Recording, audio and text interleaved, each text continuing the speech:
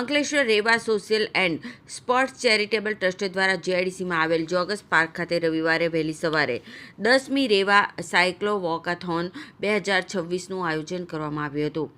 આરોગ્ય પ્રત્યે જાગૃતિ, પર્યાવરણ સંરક્ષણ અને સાયકલના ઉપયોગને પ્રોત્સાહન આપવાના ઉદ્દેશ્ય સાથે યોજાયેલા આ કાર્યક્રમમાં મોટી સંખ્યામાં નાગરિકો અને યુવાનો ઉત્સાહપૂર્વક જોડાયા હતા.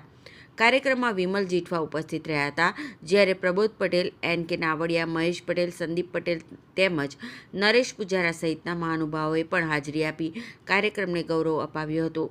આ પ્રસંગે આયોજકોએ સાયકલનો દૈનિક જીવનમાં વધુ ઉપયોગ કરી સ્વસ્થ જીવનશૈલી અપનાવવા અને પર્યાવરણને પ્રદૂષણ મુક્ત રાખવાનો સંદેશ આપ્યો હતો.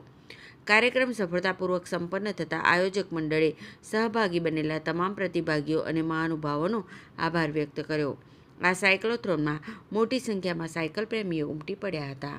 આજે રેવા ફાઉન્ડેશન દ્વારા જે સતત 10મા વર્ષે સાયક્લોથોનનું આયોજન કર્યું છે તે બદલ એમને ખૂબ ખૂબ આભાર.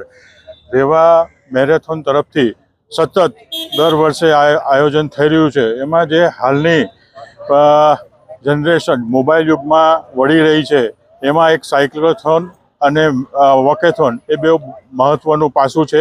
આવનારા દિવસોમાં હું એમને વિનંતી કરું કે આ ઉત્તરોત્તરમાં જીઆઈડીસી અને અંકલેશ્વર વસાહતના લોકો ભાગ લે અને આને વધુને વધુ સફળ બનાવે.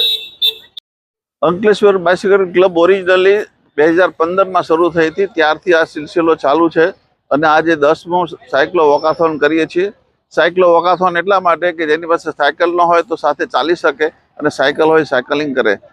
છેલ્લા 10 વર્ષ પહેલાં ફક્ત 3-4 લોકોથી શરૂ થયેલી આ સાયકલ ક્લબ અને રનિંગ ક્લબ આજે વટવૃક્ષ બની ગઈ છે અને 1000થી વધુ લોકો આમાં પાર્ટિસિપેટ થઈ રહ્યા છે અને દર વર્ષે અમે આનું આયોજન કરી રહ્યા છીએ. ધન્યવાદ.